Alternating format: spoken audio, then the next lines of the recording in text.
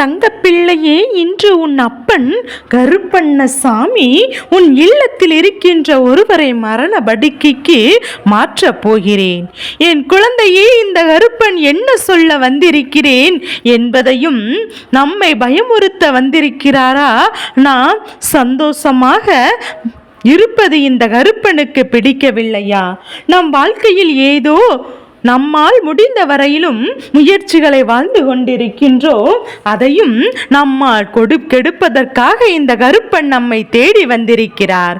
ஒருவருக்கு மரண படுக்கை என்றால் மொட்டு ஒத்த குடும்பத்துக்குமே அல்லப்பட்டு விடுமே. எதையெல்லாம் புரியாமல் இந்த கருப்பன் சற்றென்று மரண படுக்கைக்கு அனுப்ப போகிறேன் என்று சொல்வது என்று புலம்புவதற்கு முன்பாக கருப்பனின் வார்த்தைகளை கேட்டுவிடு. இதை புலம்ப வேண்டிய விஷயமா அல்லது சிந்திக்க வேண்டிய விஷயமா என்று நீ தெரிந்து கொள்ள வேண்டும் அல்லவா? என் குழந்தையே, உன் அப்பன் கருப்பன் நான் உன்னுடைய வாழ்க்கையிலிருந்து உனக்கு தர நினைக்கின்ற ஒவ்வொரு விஷயங்களும் ஏதாவது ஒரு காரணத்தோடு தான் நடக்கும் என்பதையும் இப்போது எல்லாம் ஒருவருக்கொருவர் செய்கின்ற செயலை பார்க்கும் போது கருப்பனுக்கு உச்சகற்ற கோபம் வரதான் செய்கிறது. அவர்களுக்கு தண்டனை கொடுத்து விடலாம் என்கின்ற எண்ணம் தான் தோன்றுகின்றது. என் குழந்தையே, வாழ்க்கை என்கின்ற எண்ணம் ஒரு முறைதான். அதை சந்தோஷமாக வாழ வேண்டும் என்று அப்பன் பல முறை உனக்கு சொல்லியிருக்கின்றேன். அதே போல அதை நீ உனக்காக வாழ வேண்டும் என்று நான் அடிக்கடி உன்னிடத்தில் சொல்லியும் கொண்டிருக்கின்றேன். மற்றவர்களுக்காக வாழ்வதாக நினைத்து நீ உன்னுடைய வாழ்க்கையில் இருக்கின்ற ஒட்டுமொத்த சந்தோஷத்தையும் தொலைத்து கொண்டிருக்கின்றாய் என்பதை முதலில் நீ மறந்துவிடக் கூடாது. உன்னோடு நான் இருக்கின்ற இந்த நேரத்தில் என் பிள்ளை, நீ இந்த தருணத்தில் உனக்கு இந்த வாழ்க்கை என்னெல்லாம் கொடுக்க வேண்டும் என்று நினைக்கின்றாயோ அதையெல்லாம் சரியாக கொடுத்து விடுகின்றது என்பதையும் என் தங்க பிள்ளை நீ புரிந்து கொள்ள வேண்டும் அல்லவா? நான் இருந்து உனக்கு என்ன தருகிறேன், நான் இருந்து உனக்கு இந்த வாழ்க்கையில் உனக்கு என்ன விஷயத்தை நடக்கின்றேன் என்பதையெல்லாம் என் தங்க பிள்ளை உனக்கு சரியான புரிதலில் இருக்கும் போது நிச்சயமாக இந்த கருப்பனின் வார்த்தைகள் உன்னை ஒன்றும் செய்து விடாது. ஆனால் எந்த இடத்தில் இந்த வாழ்க்கைக்கு நீ எப்போதுமே அதிகபட்ச இந்த ஒரு நம்பிக்கையும் இல்லாமல் வாழ்ந்து கொண்டிருக்கின்றாயோ, நீ செய்வது சரி என்று நினைத்து கொண்டிருக்கின்றாயோ, அப்போதுதான் இந்த கருப்பண்ணசாமி உள்ளே வர வேண்டிய நிலைமை ஏற்பட்டிருக்கின்றது. நீ நினைக்கின்ற விஷயங்கள் அத்தனையுமே சரியானதாக இருந்தாலும், நீ யோசிக்கின்ற விஷயங்கள் அத்தனையுமே உன் வாழ்க்கைக்கு சரிபட்டு வரும் என்பது போல உனக்கு தோன்றினாலும், என் குழந்தை, உன்னை சுற்றி நடக்கின்ற பல விஷயங்களை நீ இன்னும் தெரிந்து கொள்ளாமல் தான் வாழ்ந்து கொண்டிருக்கின்றாய். உன் குடும்பத்தில் ஒருவர் இருக்கின்றார். அவருடைய செயல்கள் என்ன தெரியுமா? எப்படி இருக்கிறது என்று தெரியுமா? என் தங்க பிள்ளையே, தன்னுடைய உடம்பின் மீது எந்த அக்கறையும் இல்லைதான். எதற்காக வாழ்கிறோம் என்ற எண்ணம் சிறு துளி அளவு கூட இல்லைதான். அவர்களுக்கு இல்லையோ ஏனோ தானோ வென்று வாழ்ந்து கொண்டிருக்கின்றார். ஏதோ உன்னை வேண்டும் என்று கடமைக்கு என்று சொல்லி பெரிதாக இதை பற்றி எல்லாம் கவலைப்படாமல், தன்னுடைய உடல்நிலையை பற்றி எந்த அக்கறையும் இல்லாமல் எப்போதும் யாரோ ஒருவருக்காக எதையாவது செய்து கொண்டு தன்னுடைய நலனை இவர்கள் இல்லாமல் இருந்து கொண்டிருக்கிறார்கள்.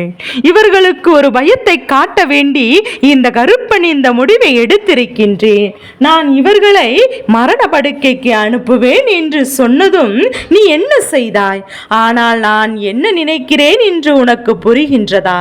என் பிள்ளையே, எல்லோருக்குமே அவரவருக்கான வாழ வேண்டும், மற்றவர்களுக்காக வாழவே கூடாது என்று சொல்லவில்லை.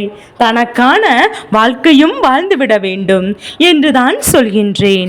அப்படி தனக்கான வாழ்க்கையை வாழ்ந்து கொண்டிருக்கின்ற இந்த நேரத்தில் இந்த வாழ்க்கையில் உனக்கு என்னென்ன பிரச்சனைகள் வந்தாலும், என்னென்ன துன்பங்கள் வந்தாலும் அதையெல்லாம் தாங்கிக் கொள்ள முடியாத அளவிற்கு உனக்கு பல கஷ்டங்கள் வர தொடங்கிவிட்டது. என் தங்க பிள்ளையே, எல்லா விஷயங்களையும் தாங்கிக் கொள்ள வேண்டும், எல்லா கஷ்டங்களையும் பொறுத்து கொள்ள வேண்டும். அடுத்தடுத்து இந்த வாழ்க்கையில் என்னென்ன தன்னுடைய மனதை போட்டு பயணித்திருக்க வேண்டும். ஒரு சிறு புன்னகையில் வருந்தி கொண்டு உணவு உண்ணாமல் இருப்பது இவர்களுக்கு வேடிக்கையாகிவிட்டது. உணவு எதற்காக எடுத்துக்கொள்கிறோம் என்பது தெரியாமல் யாருமே எந்த ஒரு கஷ்டத்திலும் அதனை தவிர்க்க மாட்டார்கள். ஒரு பிரச்சனை வாழ்க்கையில் வருகிறது என்றால் அந்த பிரச்சனையோடு உன் வாழ்க்கை அழிந்து விடுவதில்லை. என் தங்க பிள்ளையே, அழிந்து விட்டாய் என்றால் மட்டும்தான் உனக்கு உணவு தேவையில்லை.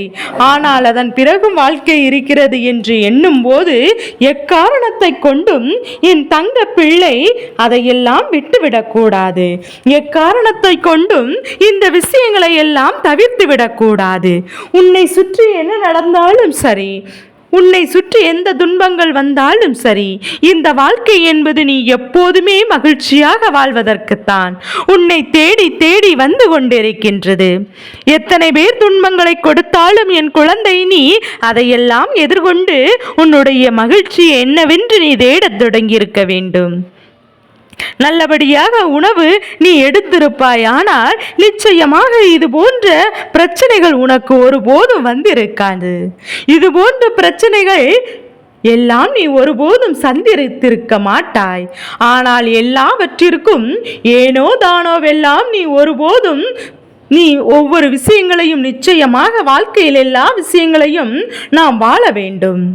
ஒரு கவலையும் கஷ்டமும் வந்தவுடன் உடனடியாக பட்டினியாக தன் வயிற்றை போடுவது நிச்சயமாக வேடிக்கையாக ஒருவருக்குத்தான் அந்த மரண படுக்கையை உன் அப்பன் கருப்பண்ண சாமி கொடுக்க போகிறேன்.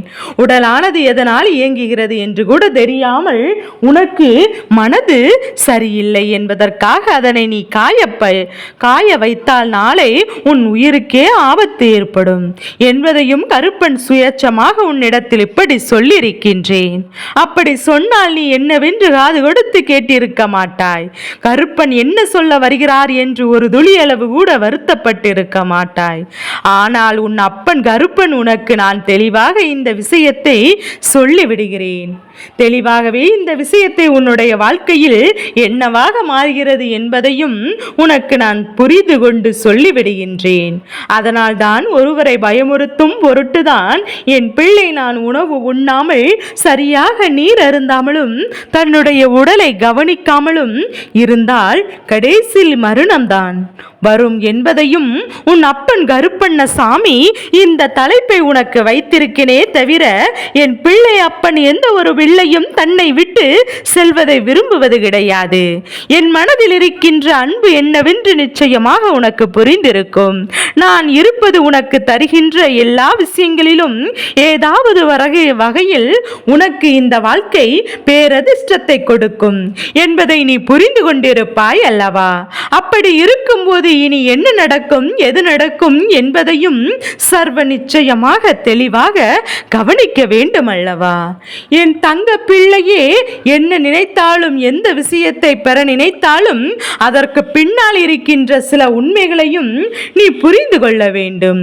உனக்கு பின்னால் இருந்து இந்த வாழ்க்கையை ஆட்டி படைக்கின்ற பிரச்சனைகளையும் தீய விஷயங்கள் எல்லாம் தானாகவே உன்னுடைய வாழ்க்கையில் விட்டு வெளியேறப் போகின்றது.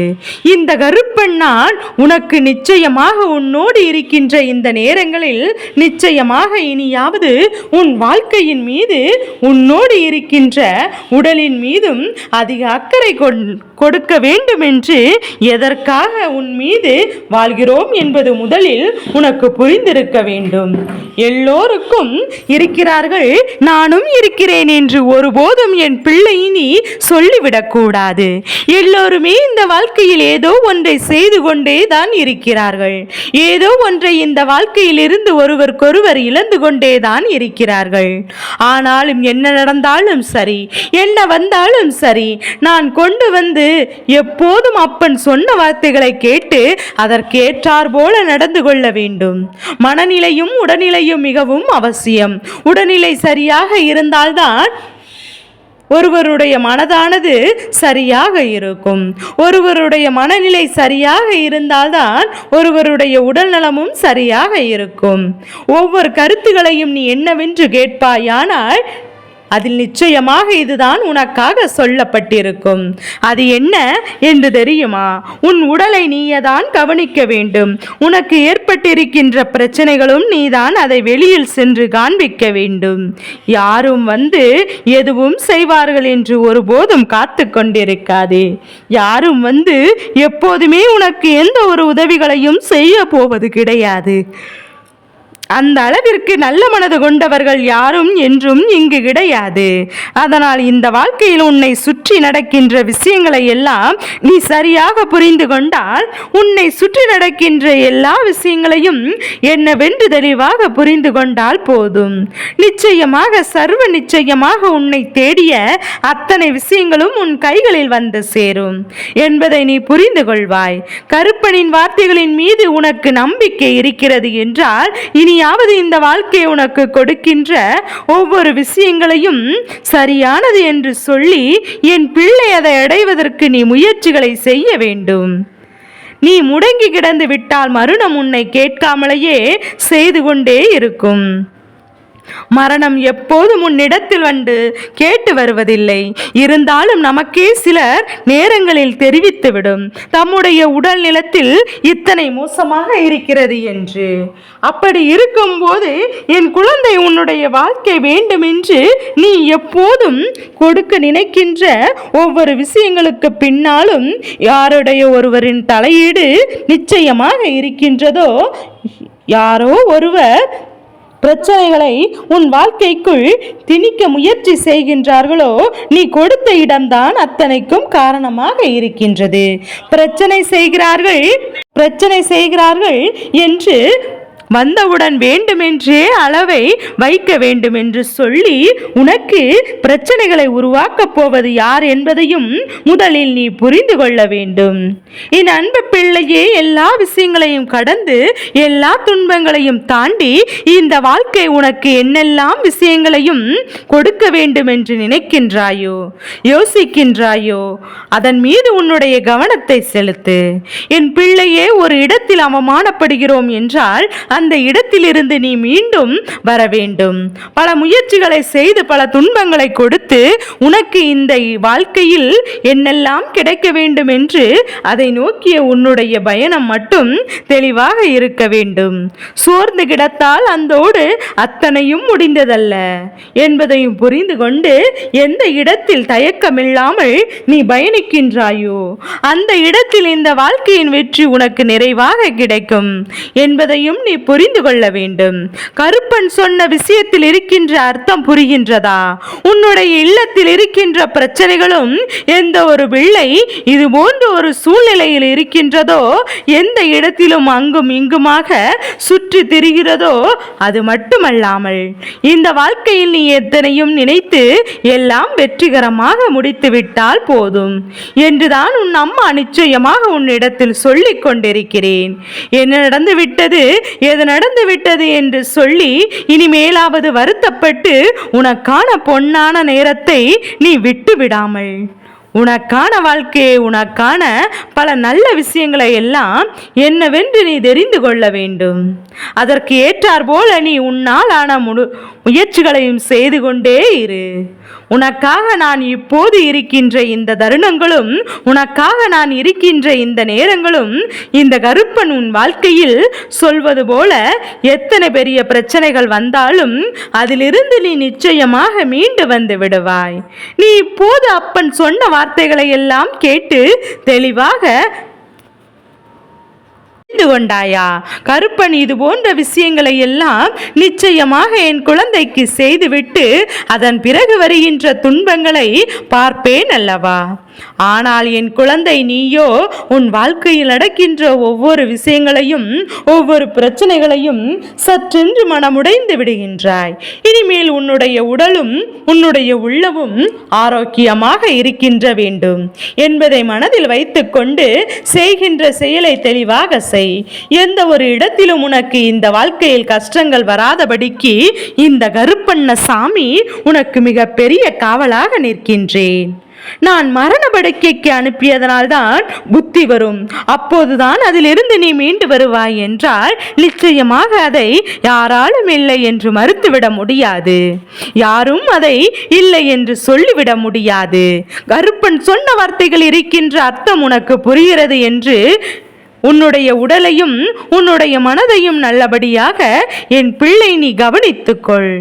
என் தங்க பிள்ளையே, இந்த கருப்பனின் ஆசீர்வாதங்கள் எப்போதும் என்றென்றும் உனக்கு முழுமையாக கிடைத்து கொண்டே இருந்து கொண்டே இருக்கும்.